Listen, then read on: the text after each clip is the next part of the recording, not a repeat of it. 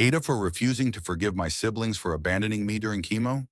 When I, 28 at WM, was diagnosed with lymphoma 2 years ago, my world crumbled. I was scared, weak, and needed support more than ever. I come from a family of 4 siblings. I'm the youngest. My parents passed away when I was a teenager, and I thought my siblings were my rock.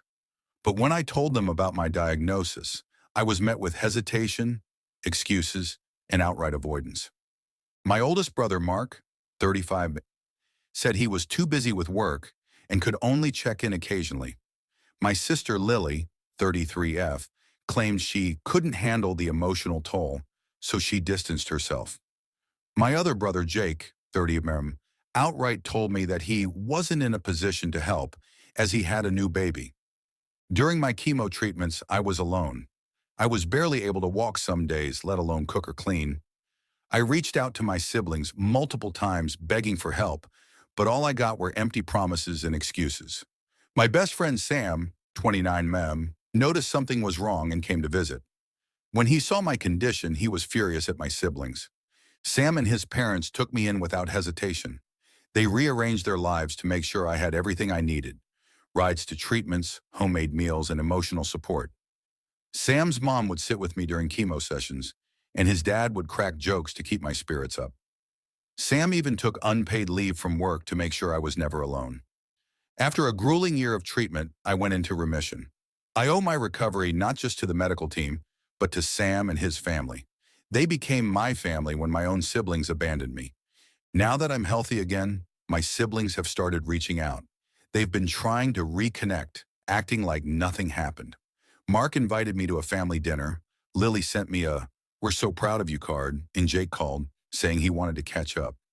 When I told them how hurt I was by their abandonment, they brushed it off. Mark said, "We all have our limits." Lily claimed she was just trying to protect herself. Jake said, "You're fine now, so what's the big deal?" I told them I couldn't forgive them for what they did, or rather, what they didn't do. I reminded them that I needed them when I was at my lowest, and they turned their backs on me. They accused me of being dramatic and ungrateful. Lily even said, "You're alive because of the doctors, not because we didn't show up." I cut them off entirely after that conversation. Sam and his family are the only people I consider my real family now.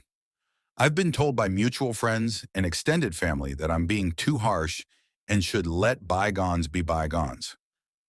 But I can't shake the feeling of betrayal. They left me to fight for my life alone, and I don't know if I can ever forgive them for that. So, Aita for refusing to forgive my siblings. Edit 1. For everyone asking about Sam and his family, they've been amazing. I call Sam's parents mom and dad now, and they've fully embraced me as their fifth kid. Sam's been my rock through everything, and I'm eternally grateful for him.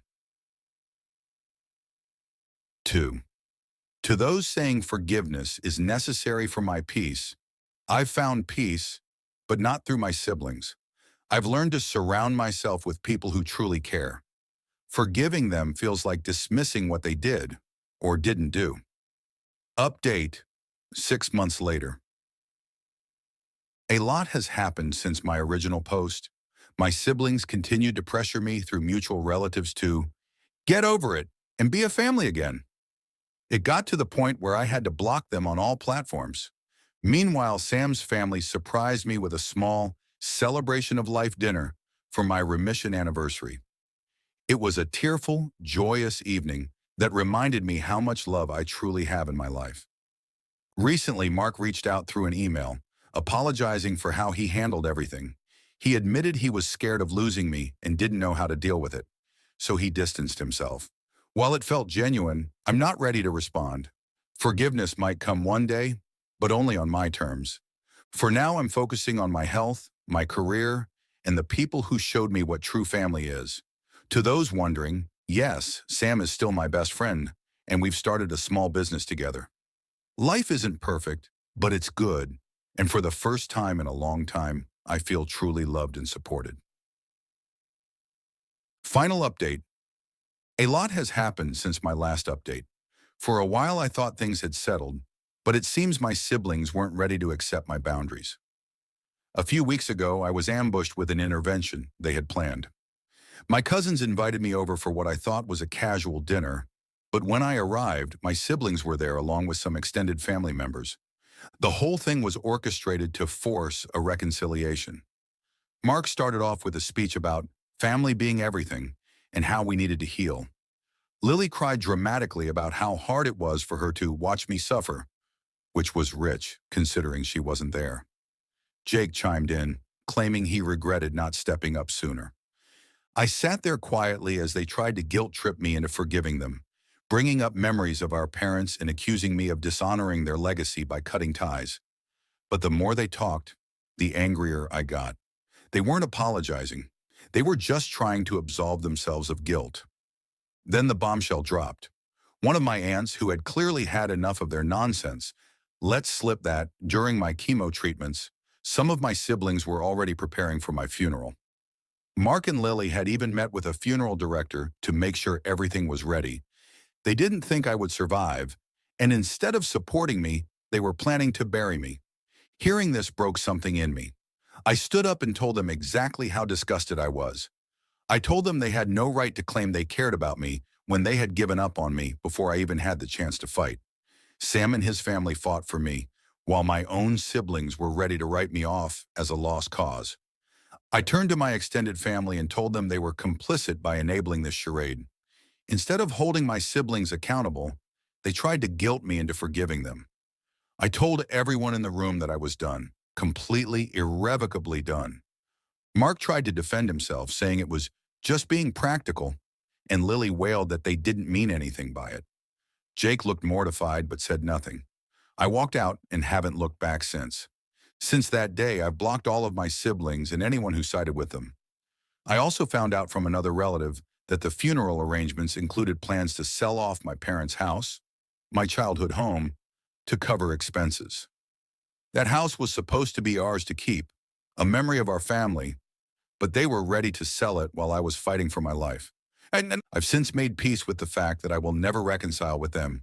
They showed me who they truly are, and I believe them. On a brighter note, I'm doing better than ever. Sam and I have officially launched our business, and it's thriving. His parents continue to be my second family, and I've made new friends who have brought so much joy into my life. For anyone wondering, no, I don't regret cutting my siblings off. Sometimes the people who are supposed to love you the most are the ones who hurt you the deepest. I'm choosing to surround myself with people who truly care, and I've never been happier. To those who said forgiveness is the only way to heal, I respect your perspective, but I disagree. I've found my peace, and I've built a life full of love and support, and that's more than enough for me.